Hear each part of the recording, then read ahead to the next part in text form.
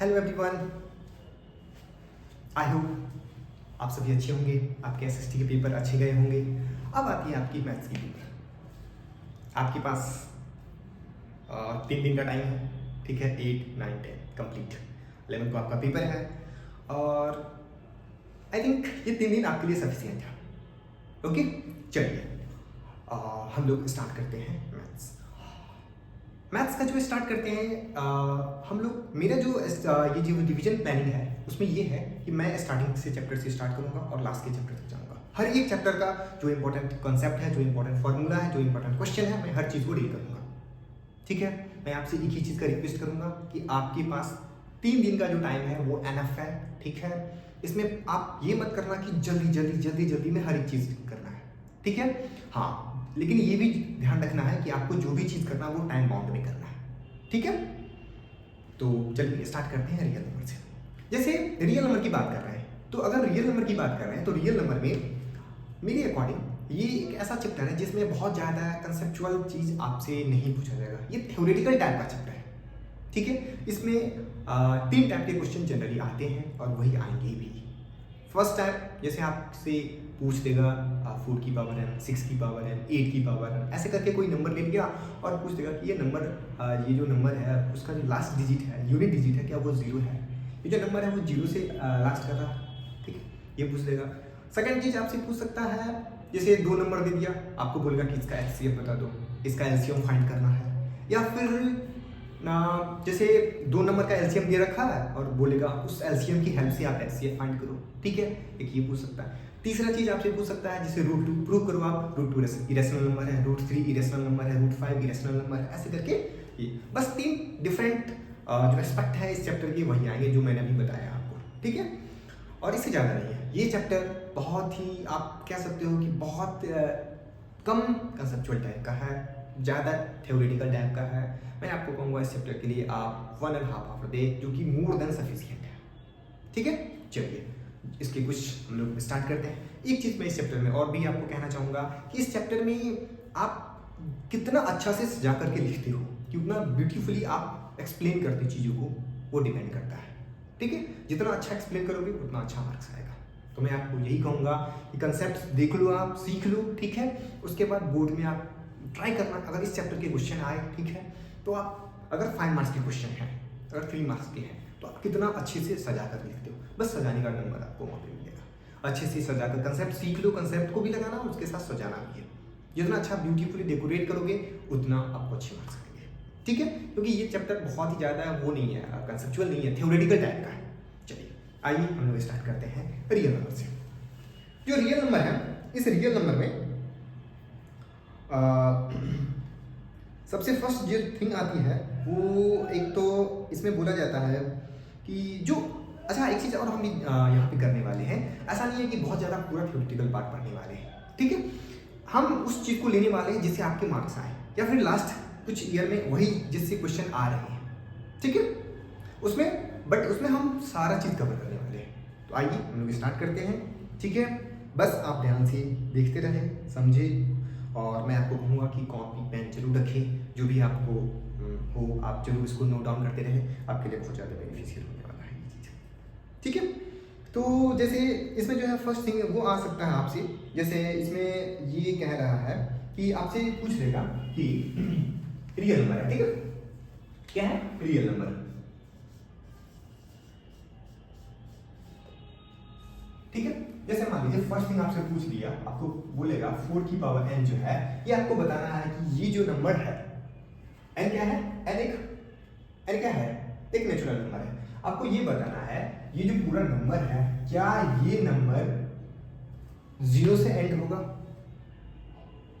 ठीक है, अगर है तो उसका रीजन देना, अगर नहीं है तो वो भी रीजन देना।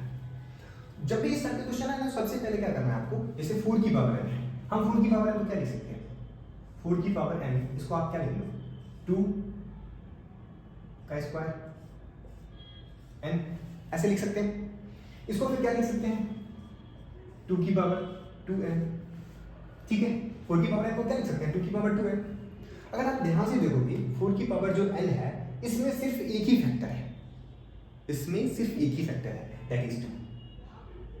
ठीक है, 2 होगा 2 की पावर 1 हो सकता है, 2 की पावर जैसे n का, जैसे आप n रखोगे 1 रखोगे तो ये 2 आ जाएगा, n2 रखोगे तो 4, n3 रखोगे तो 6, यानी कि 2 आएगा, या फिर 2 स्क्वायर, या 2 की पावर 3, 2 की पावर 4, 2 की पावर 5, ऐसे करके कुछ भी आएगा। इस क्वेश्चन में देखेंगे तो 2 की पावर 2, 2 की पावर 4, 2 की पावर 6, 2 की पावर 8, ऐसे कुछ आने वाला है। अगर आप ध्यान से देखोगे, ठीक है, तो अगर ये नंबर पूछ रहा है कि ये नंबर 0 से एंड हो रहा है या नहीं, अगर ये नंबर 0 से एंड हो रहा होगा देन इसका एक फैक्टर होगा 5, इसका एक फैक्टर होना चाहिए 5। अगर ये नंबर लास्ट हो रहा है 0 से तो इसका एक फैक्टर होना चाहिए 5, एक फैक्टर होना चाहिए 5, दैट मींस ये नंबर जो है 5 से डिविजिबल होना चाहिए, ठीक है।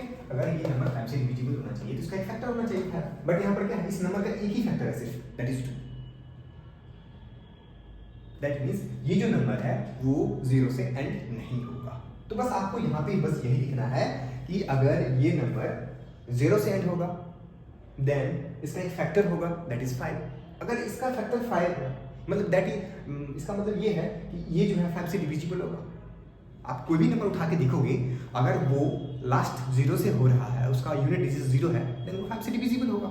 अगर वो 5 से डिविजिबल होगा देन उस नंबर का 5 एक फैक्टर होगा, बट इस नंबर का क्या है, सिर्फ 2 ही तो फैक्टर है। दैट मीन्स ये जो नंबर है वो 0 से एंड नहीं होगा। ओके, बस यही आपसे आ सकते हैं और कुछ भी नहीं आएगा। आपके एनसीईआरटी में दिया हुआ है, मैं आपको यही बोलूंगा कि आप कॉपी लो, एक बार इस चीज को अच्छे से लिख लो, ठीक है, या फिर आप अपने वर्ड में भी लिख सकते हो, ये मोर देन सफिशिएंट है, ठीक है।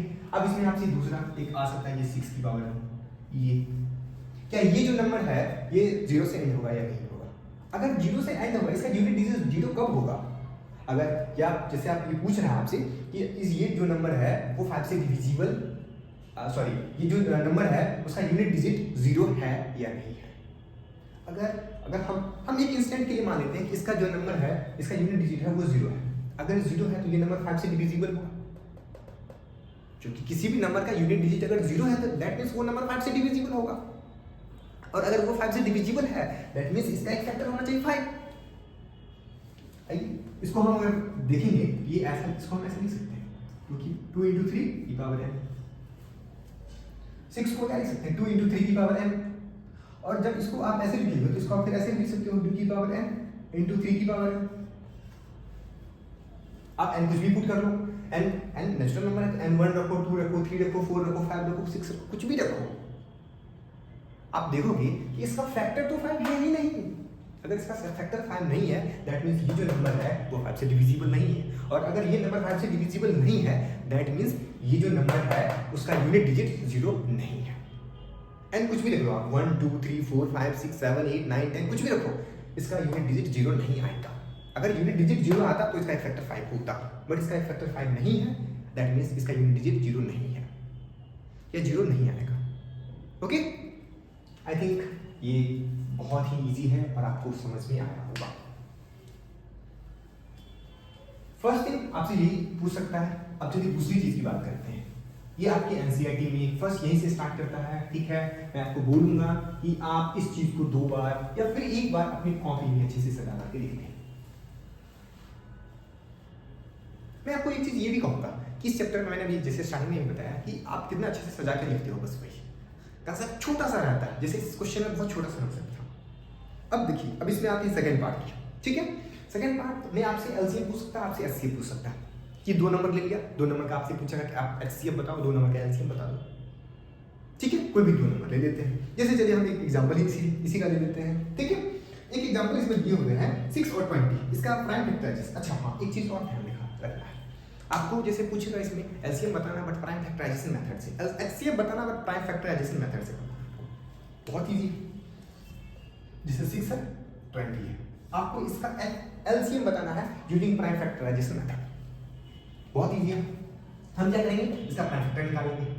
6 है, 6 का प्राइम फैक्टर निकाल लेते हैं। चलिए आइए, 6 का प्राइम फैक्टर क्या आएगा 2, ये 3 आ गया, सिंपल है। इसको आप 6 को क्या लिख सकते हैं 2 × 3। चलिए 20 का प्राइम फैक्टराइजेशन निकाल लेते हैं, प्राइम फैक्टर निकाल लेते हैं। ये आपका आ गया 10, ये आपका आ गया 5, ठीक है। 20 को हम क्या लिख देंगे 20 = 2 × 2 × 5। आपसे पूछा क्या गया था एलसीएम, और आपने एलसीएम के कंसेप्ट में पढ़ा होगा कि अगर प्राइम फैक्टराइजेशन मेथड से एलसीएम आपको निकालना है, जो नंबर कॉमन है उसे एक बार लेना है, बाकी जितने नंबर बचे सारे को मल्टीप्लाई कर दो। सिंपल सा फंडा है बस। जैसे ये नंबर क्या है, कॉमन है, इसको एक बार लेना है, दोनों में है बट कॉमन है, उसे एक बार लेना है। इसका अगर एलसीएम देखेंगे, इसका एलसीएम क्या आएगा, इसका एलसीएम आ जाएगा आपका 2, और क्या नंबर बच गया, इंटू 2, और क्या बच गया, इंटू 3 इंटू 5, बस 2 2 4 3 12 5 60। इसका जो आपका एलसीएम आएगा दैट इज 60। ये आपका आंसर है, और यही प्राइम फैक्टराइजेशन मेथड है। प्राइम फैक्टराइजेशन मेथड में आपको क्या करना, जो दो नंबर दे रखा है उसका प्राइम फैक्टर निकाल देना है, ठीक है। जो नंबर दोनों में कॉमन हो उसको एक बार लेना है, बाकी जो नंबर बच गए हैं सारे को मल्टीप्लाई कर देना है, ठीक है। मल्टीप्लाई करके जो नंबर आएगा दैट इज एलसीएम, ठीक है। इस नंबर में आपका एचसीएफ भी पूछ सकता है। अगर एचसीएफ पूछ रहा है, एचसीएफ का मतलब होता है इस दोनों नंबर का जो सबसे बड़ा हाईएस्ट कॉमन फैक्टर। तो एचसीएफ निकालना, एलसीएम निकालने में थोड़ा सा ध्यान रखना दोनों में। एलसीएम में हमने क्या किया, जो कॉमन है उसको एक बार ले लिया, बाकी जितने भी नंबर बचे सबको मल्टीप्लाई कर दिया। अब हम एचसीएफ की बात करते हैं। एचसीएफ में क्या होगा, जो नंबर कॉमन है ना उस सारे नंबर को मल्टीप्लाई कर दो, आपका एचसीएफ आ जाएगा। अगर एक ही बार कॉमन है, कोई एक ही नंबर कॉमन है, दैट मींस क्या होगा, जो नंबर कॉमन है वही। अगर एक भी नंबर कॉमन नहीं है दैट मींस उसका एचसीएफ 1 है, ओके। जैसे इस केस में अगर हम बात करते हैं, इसका एचसीएफ कितना आएगा, इसका एचसीएफ आ जाएगा आपका 2, ये दो नंबर का 6 और 20 का, ठीक है। तो आपसे एकदम सिंपल ऐसे क्वेश्चन पूछा जाएगा कि दो नंबर दे दिया, आपको एलसीएम निकालना, आपको एचसीएफ निकालना है। तो बस दो नंबर दे रखा है, इसका क्या कीजिए, आप प्राइम फैक्टराइजेशन निकाल लीजिए, सिंपल सा। जैसे प्राइम फैक्टराइजेशन पहले 2 से फिर 3, अगर 2 से नहीं लग रहा फिर 3 से 4 से 5 से 6 से, ऐसे बढ़ती हुई चली जाना, ठीक है। आपको बस इसका प्राइम फैक्टर लिख लेना है। प्राइम फैक्टर लिखने के बाद अगर आपसे एलसीएम पूछ रहा है तो जो कॉमन नंबर है उसको एक बार लेना है, बाकी जितने भी प्राइम फैक्टर बच रहे हैं सारे को मल्टीप्लाई कर देना है।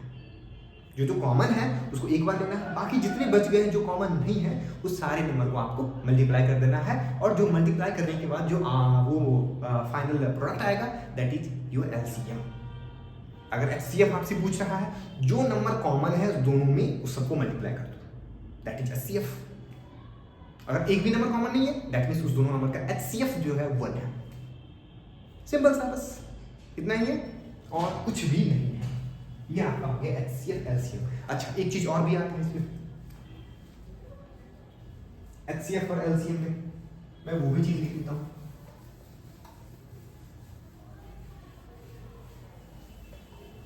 ठीक है, जैसे एचसीएफ और एलसीएम में एक चीज और भी आ सकता है। जैसे आपसे एक बहुत ही इंपॉर्टेंट वो है कि एचसीएफ दो नंबर का, ठीक है, into LCM is equals to product of number.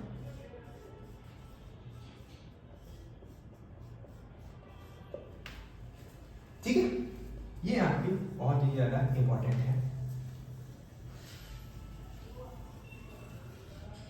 आप इसको ध्यान से लिख सकते हो, HCF into LCM is equals to product of numbers. But इसमें एक कंडीशन है जो कि सबसे ज्यादा इंपॉर्टेंट है, वैलिड फॉर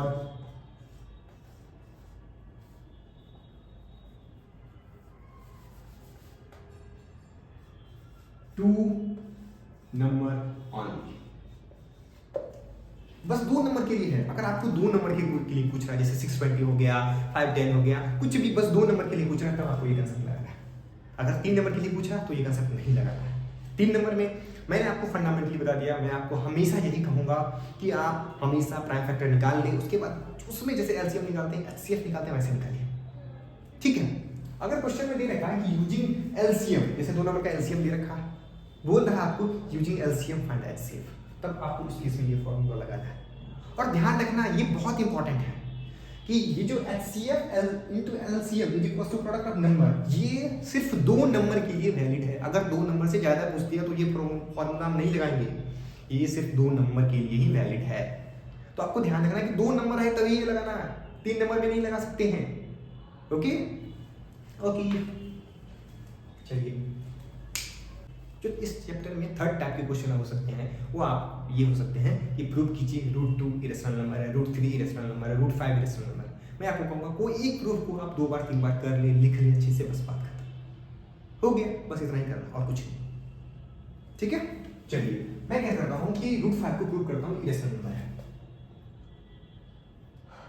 रूट 5 इसको प्रूव करना है इरेशनल नंबर है, ठीक है। मैं क्या करता हूँ इसको प्रूव करना है इरेशनल नंबर है, तो इसका हम प्रूफ लेके चलते हैं। लेट्स एज्यूम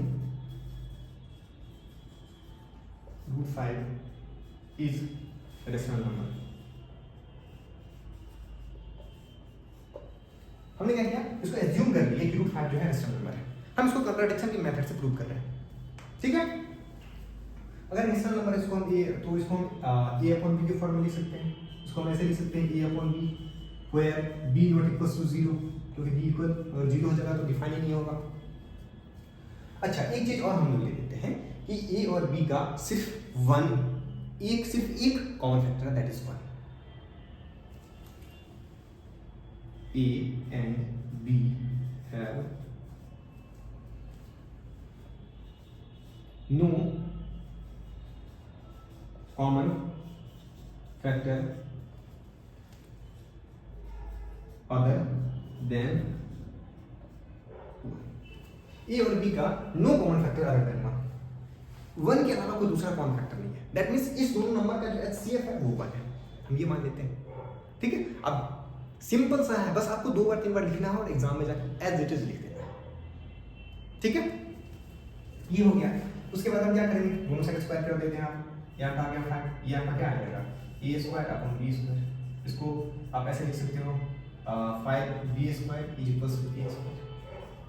अगर ऐसा है, इसका क्या मतलब हुआ, इसका मतलब ये हुआ a square is divisible bye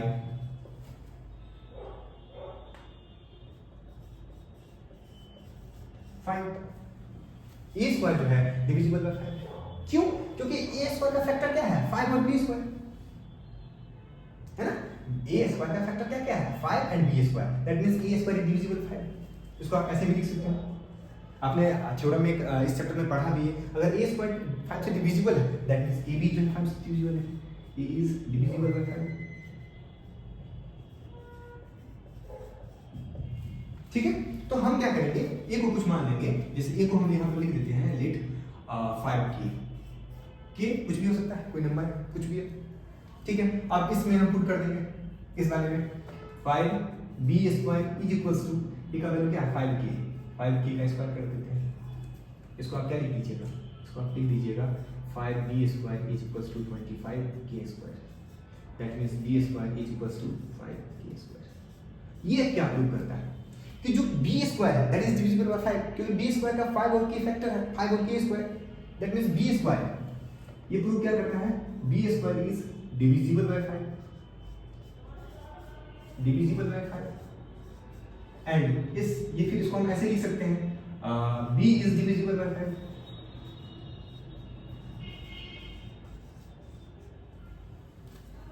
ठीक है।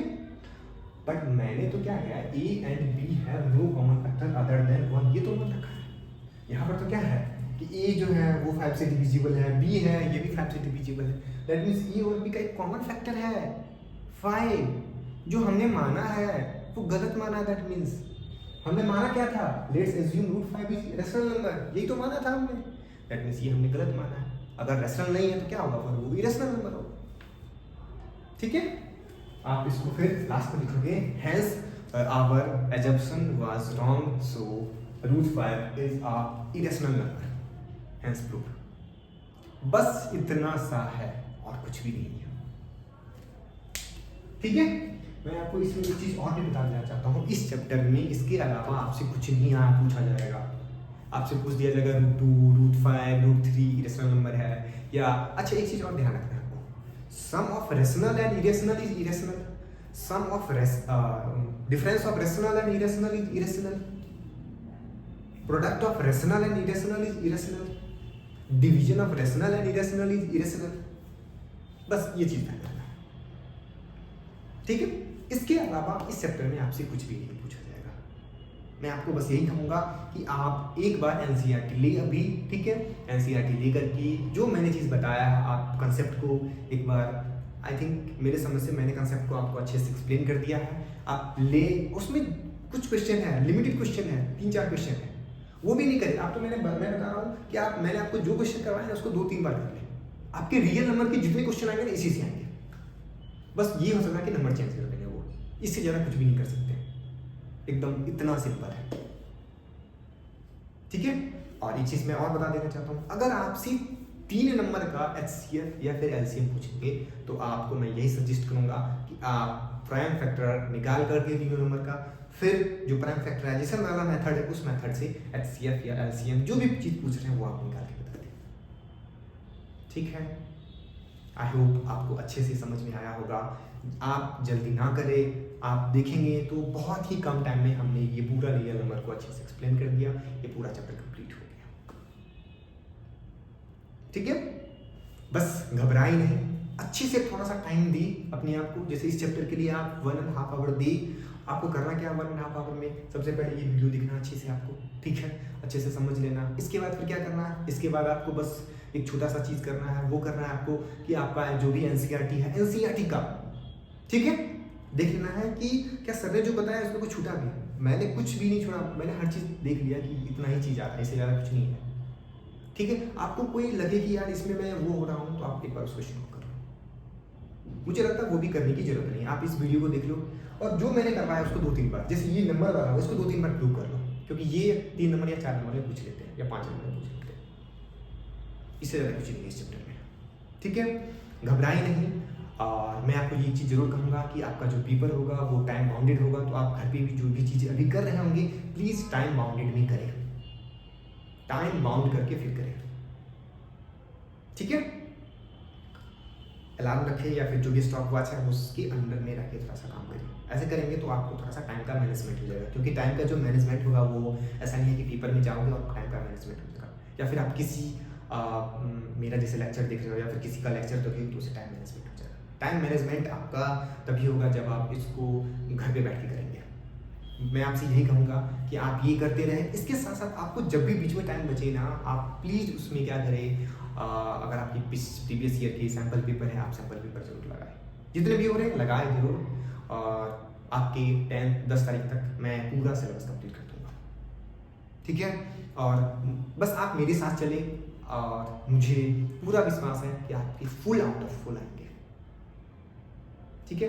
बस मेरे साथ चले, मैं जैसे कह रहा हूँ वैसे करें आप, ठीक है। 2 दिन 3 दिन अच्छे से टाइम दी, ठीक है, आपका बहुत ही अच्छा स्कोर आएगा, ठीक है। चलिए अब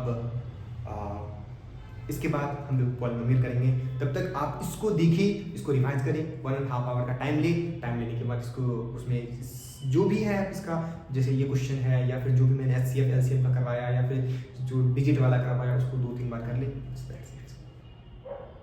ये चैप्टर कंप्लीट होने के बाद आप जो है 5 मिनट 10 मिनट या फिर हाफ एन आवर का ब्रेक में आप क्या करें, कुछ आपका जो फेवरेट चीज़ है या फिर जो कुछ भी आप खाना खाएं, जो भी चीज़ खाने की है आप खाएं, स्नैक्स है या जो कुछ भी आपकी है, ठीक है, आपके पास अवेलेबल है, खाएं, थोड़ा सा एक्सरसाइज करें फिर बाद में बैठे, ठीक है। आप बस 3 दिन लगा दिए, आपके मैथ में फुल तो फुल आएंगे, ठीक है। थैंक यू सो मच, आप मेरे से कनेक्टेड रहे और जैसे जैसे वीडियो आ रही है आप देखते जाएं और आप जो फ्री टाइम है उसमें आप प्रैक्टिस करते रहें, ठीक है। Thank you.